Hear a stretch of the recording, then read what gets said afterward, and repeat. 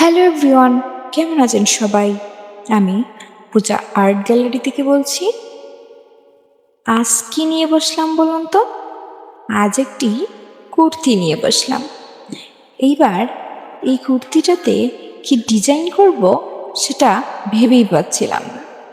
হঠাৎ করে YouTube, Google ঘাঁটতে ঘাঁটতে আমার চোখের সামনে আসলো মধুবানী আর্টটা। আসলে সেটাকে মধুবনী আর্ট বলে না অন্য কিছু বলে আমি সেটা জানি না।